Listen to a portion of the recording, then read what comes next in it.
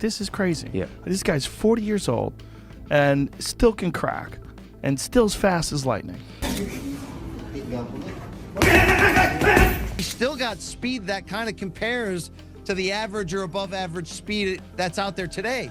Joe Rogan has reacted to Manny Pacquiao's new training footage at 46 years old, calling it unbelievable. He said it's astonishing how Pacquiao, despite being nearly 50, still hits with power and moves like a much younger fighter. His speed, strength, and precision remain intact, and he continues to look phenomenal in the ring. He's still not normal, but he's still like a professional heavyweight boxer. He's still terrifying. Joe Rogan says Manny Pacquiao is an entirely different kind of fighter, one who doesn't depend on trash talk or hype. He proves everything through his performance in the ring. Even at 46, his discipline, speed, and power speak louder than any words. Pacquiao stays focused, humble, and dangerous, showing that he's still a formidable presence in the sport. He's an interesting guy, man, because he's so friendly. Right. You know, like even like when people are trash talking, he's like smiling, and then he gets in that ring. Kick your ass later. Different fucking dude. Right. Once he steps through that roast, like this is a whole different set of rules he's flying with. Like, Keith Thurman talking about you gonna crucify him and stuff like that, and he just don't say that. Yeah. Okay. And got crucified. Yeah, but he's super I wish you the best too. Good luck in that fight. Recent training footage of Pacquiao has sparked further discussion. A short clip shows him hitting pads with intense concentration and surprising speed. His punches land in rapid combinations, and his footwork suggests the same elusive movement that once gave elite opponents major trouble. Even at 46, there's a fire in his rhythm, a clear reminder of the explosive style that made him a legend in the ring.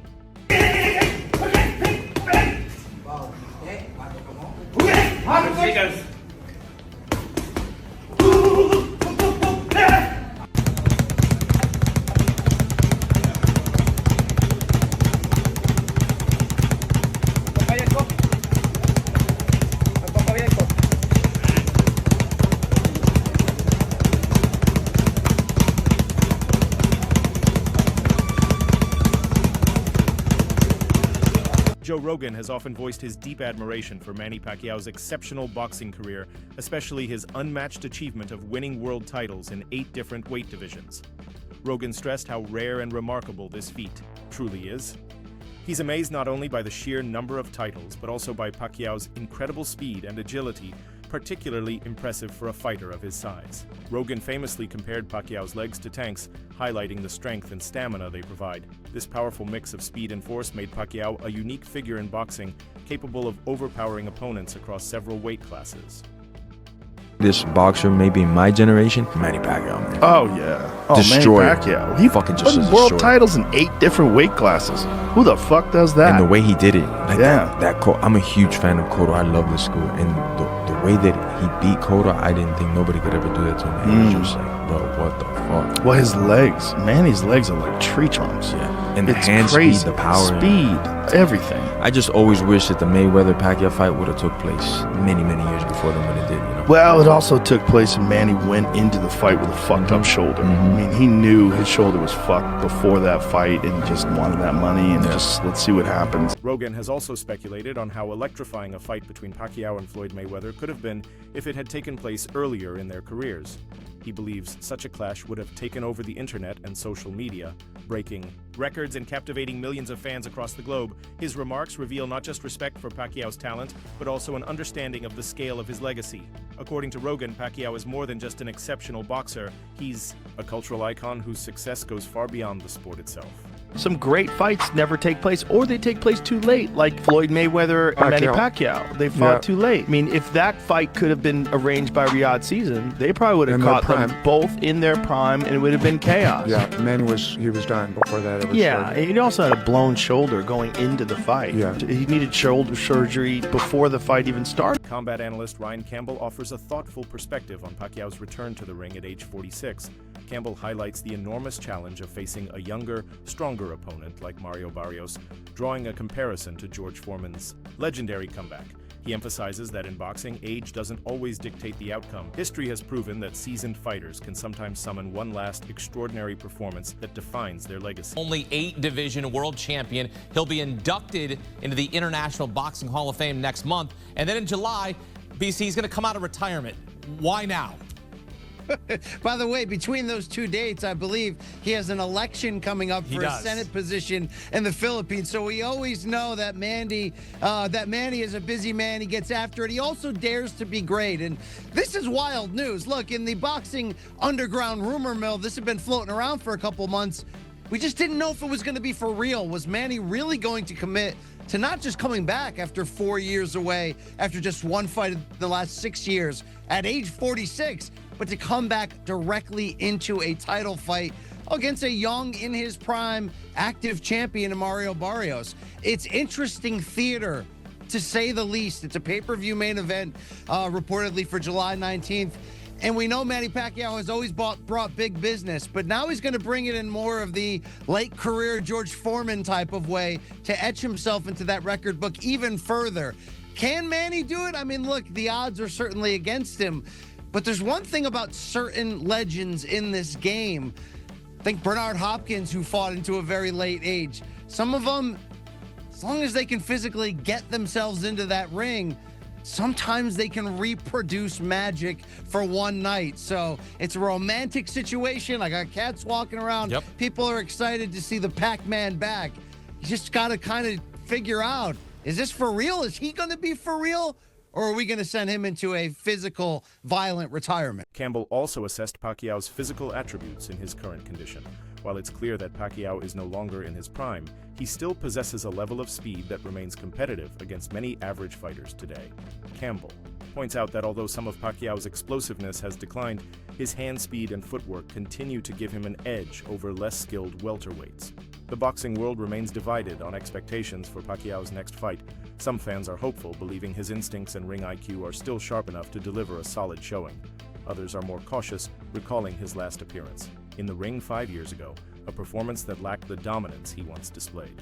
This mixture of hope and skepticism reflects the uncertainty surrounding his comeback, as people try to honor his legendary career while tempering expectations about what he can realistically achieve now. Pacquiao against Mario Barrios fight is signed, done for July of 2025. Pacquiao is 46 years old. We haven't seen him in the ring in years. Are you cool with Pacquiao against Mario Barrios? If I was cool with Manny Pacquiao coming back and fighting Keith Thurman, I'm definitely going to be cool with this one. Barrios is not a puncher.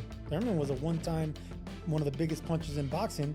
I think he's going to be just fine. If Pacquiao wants to come back as a Hall of Famer and fight one more time, whatever. He didn't look good against Yordenis Ugas, and that was 5 years ago. We've seen him in these exhibitions looking fleshy, to say the least. It's meaningless because if Barrios wins, he's never going to fight a Boots Ennis. If Pacquiao wins, he's not going to fight anybody ever again. So I'm kind of indifferent to the whole thing. Speculation is running high that the bout against Mario Barrios is merely the first step in a carefully planned comeback. Rumors suggest that a win over Barrios could pave the way for a blockbuster clash with Gervonta "Tank" Davis. Some believe Barrios was strategically selected as a beatable opponent, giving Pacquiao the chance to gain momentum and generate excitement for a bigger, more lucrative fight. This kind of matchmaking is a common tactic in boxing comebacks, where initial opponents are chosen to assess a returning legend's condition and market appeal.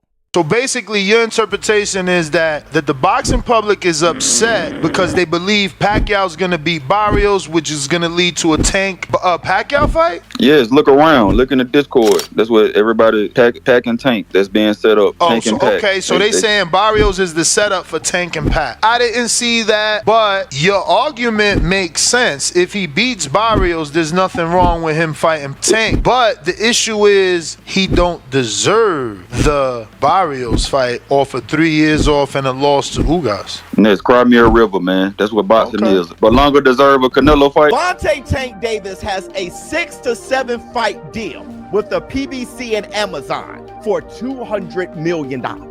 That's like $30 million a fight. All right. He also has a fight date for November. El Rayo team has said they're not fighting this year, so he's not the guy. So the question is, who is the guy who is willing to fight Tank by November and could build the fight into a fight worth $30 million? Y'all must be out y'all minds if y'all think that Manny Pacquiao versus Gervonta Tank Davis isn't a huge fight. That'll probably be his biggest fight ever. Y'all know that's a big fight because the boxing fan today, they know Tyson, Manny Pacquiao, Floyd Mayweather, Canelo Alvarez. That's who they know. One of the most significant aspects of Pacquiao's return is his pursuit of the WBC welterweight title, the same sanctioning body that awarded him his first world championship early in his career. This full-circle journey adds a poetic dimension to his story, turning the fight into more than just a competition. It becomes a mission to reclaim the belt that first launched him onto the global stage and into boxing history. Boxing Doctor News told onto your gloves, boxing fans, the rumors are true. Manny Pacquiao is stepping back into the ring. At 46 years old, the Filipino legend is taking on WBC welterweight champ Mario Barrios this July. But here's the kicker. Pacquiao's first world title was as a flyweight, and now he wants to retire as the WBC welterweight champ. Talk about a career comeback, but can the Pac-Man turn back time? He hasn't been in top form lately, while Barrios is coming off a tough draw. Will Pacquiao's experience triumph over youth, or is this one fight too far? Either way, July is shaping up to be an explosive month for boxing. Pacquiao's rolling the dice one last time. Will he make history as the oldest welterweight champ ever? You get ready for a showdown that'll have you on the edge of your seat. Despite his age and time away from the sport, many fans and boxing analysts still believe Pacquiao has the ability to defeat Barrios. His legendary resume, featuring wins over some of the sport's most iconic figures, fuels the belief that he remains a serious threat in the ring. A victory in this comeback fight wouldn't just enhance his legacy, it could also silence critics who question whether he still belongs among boxing's elite. Want Manny Pacquiao to do some any fighter to do incredible stuff, I will bet that Manny Pacquiao will be the guy, and that's why he's one of the GOATs of the sport of boxing, or probably the GOAT, arguably. Alright? Manny Pacquiao could beat Mario Barrios. Now, Mario Barrios is good. I'm not saying that. I'm not trying to, devalue Mario Barrios, but Manny Pacquiao is just a special fighter, special human being, a freak of nature. Alright? And like I said in the beginning, if these guys could do it, I believe that Manny Pacquiao could do it. He lives a wholesome life. He lives a sober life. He doesn't party around and stuff like that unless he's with the wife. He's a family man. He's a God-fearing man. And look, just like George Foreman was a God-fearing man who was living a clean life and stuff like that. Mario Barrios and his team are approaching this fight with both seriousness and confidence. Barrios' coach has publicly stated that they are preparing as if they're facing Pacquiao in his prime, clear sign of the deep respect they hold. For the legendary Filipino boxer, Barrios himself is known as a fighter who thrives under pressure and never shies away from a challenge, making this matchup a high-stakes test for both competitors. This mentality ensures that Barrios will come into the ring fully motivated and prepared for anything Pacquiao throws his way. They presented us, with this opportunity, and he said, you know what, I'll bite down for it one more time. And then from there, obviously we had a tough loss, but it was a competitive fight.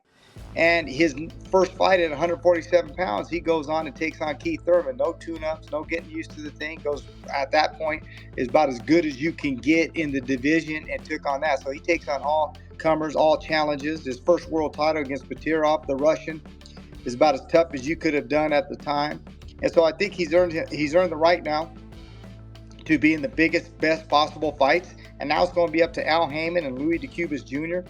on what they see is best and fit for his career, whether that's, Pacquiao, Spence, if that's a unification with Boots Ennis. That'll be up to them. But I do know one thing about Mario Barrios.